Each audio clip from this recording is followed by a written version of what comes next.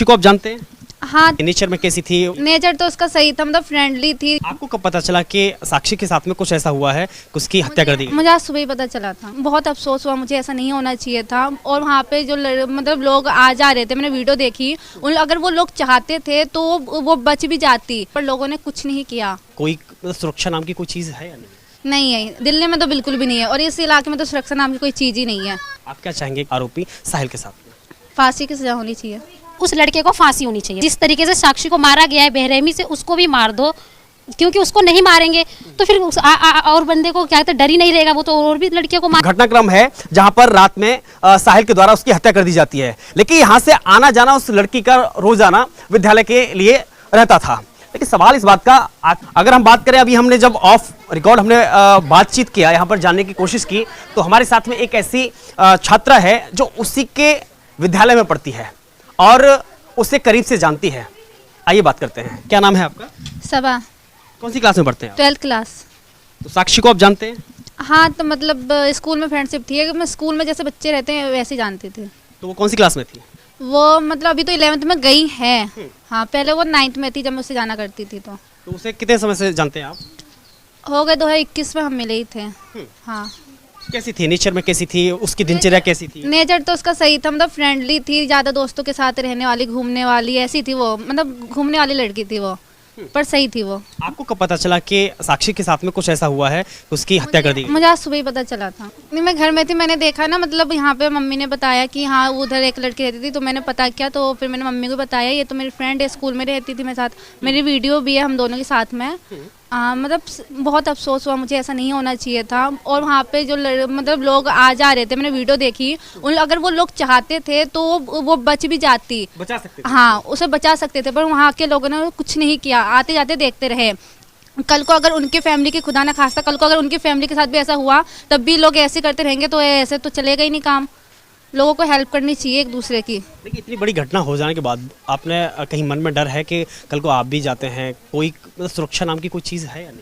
नहीं है, दिल्ली में तो बिल्कुल भी नहीं है, और इस इलाके में तो सुरक्षा नाम की कोई चीज़ ही नहीं है।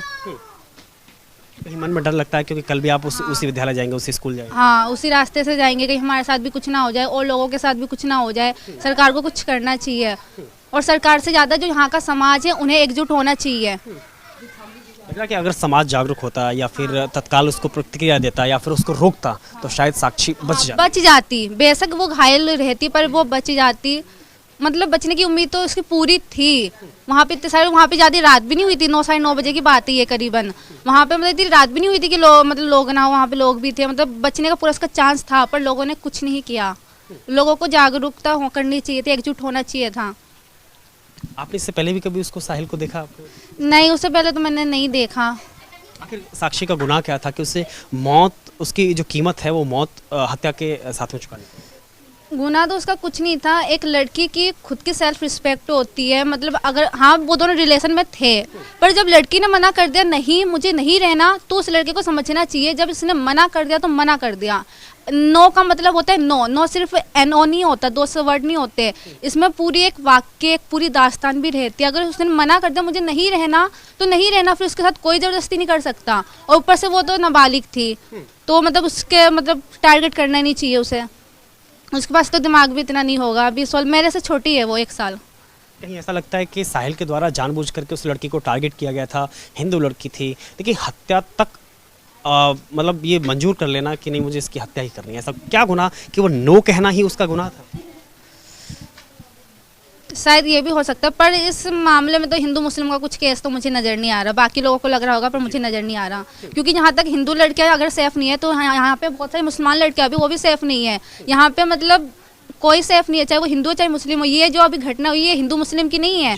लेकिन ऐसा कुछ नहीं लगता है कि जानबूझ करके उसे फंसाया गया था या फिर हिंदू मुसलमान नहीं लगता? हाँ, नहीं लगता मेरे को। तो आप क्या चाहेंगे कि उसके साथ में क्या होना चाहिए, आरोपी साहिल के साथ में? फांसी की सज़ा होनी चाहिए।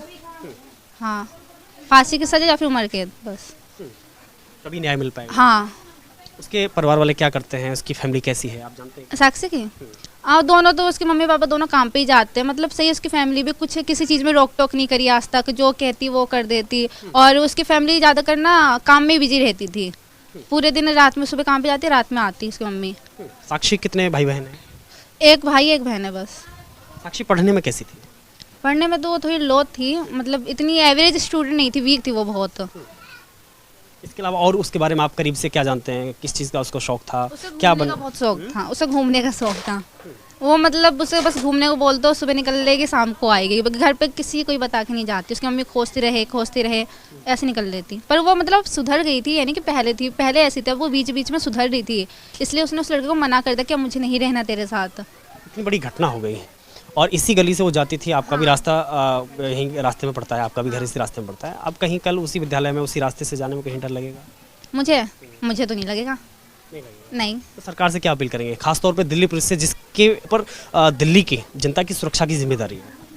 मैं तो यही अपील करूँगी कि यहाँ पे मतलब थोड़ा महिलाओं सुरक्षा के लिए कुछ करें, मतलब उनकी सुरक्षा के लिए कुछ, मतलब जो ये आजकल के जो लड़के सब है जो आवारा वो गर्दी करते, सट्टा चलाते हैं, 15-15 साल के बच्चे ठेके खोल लेते, दारू बेचते, ये सब काम बंद कराए। कहीं डर तो नहीं है मन में आपको? डर क्यों नहीं होगा? बेगुनाह सबको मार दिया जा रहा है तो डर तो लगेगा ना सर। डरने वाली बात है, उस लड़की को इस तरह सब मार रहे हैं पर यहाँ सारे व्यक्ति देख रहे हैं पर किसी ने हेल्प करने की कोशिश नहीं की, तो डरने की तो बात है। मेरा तो बस इतना ही अनुरोध है कि बस उस लड़के को फांसी होनी चाहिए बस। जिस तरीके से साक्षी को मारा गया है बेरहमी से, उसको भी मार दो, क्योंकि उसको नहीं मारेंगे तो फिर और बंदे को क्या कहते डर ही नहीं रहेगा, वो तो और भी लड़कियों को मारेगा। इसीलिए उसको फांसी होना जरूरी है, बहुत जरूरी है, उसको फांसी ही चाहिए। साक्षी को पहले आपने देखा कभी? देखा है, बहुत बार देखा, इधर से वो जाती है, वो बिल्कुल अच्छी लड़की है। अब वो उसका पर्सनल मैटर था, अगर हम किसी से बात कर रहे हैं तो अब हमारा मन नहीं है उससे बात करना, तो आप हमें मार नहीं सकते हो, हमारी मर्जी है। सबके साथ ऐसा होता है पर उसने उसके साथ ज़बरदस्ती किया, उसको मारा, ये बिल्कुल गलत है, उसको इतनी बेरहमी से नहीं मारना चाहिए था। दिल्ली पुलिस की सुरक्षा की जिम्मेदारी है, लेकिन इस तरह से आए दिन और दिन दहाड़े इस तरह की लड़कियां अगर हत्या होती है तो मन में डर तो बहुत डर रहेगा। इंसान तो पढ़ाई लिखाई लड़कियां छोड़ देंगे, आज जाते कभी वो उसको मार दिया जाता है, कभी उसको मार देते। सरकार कहते हैं बेटी बचाओ बेटी पढ़ाओ, यहाँ तो पहले बचाओ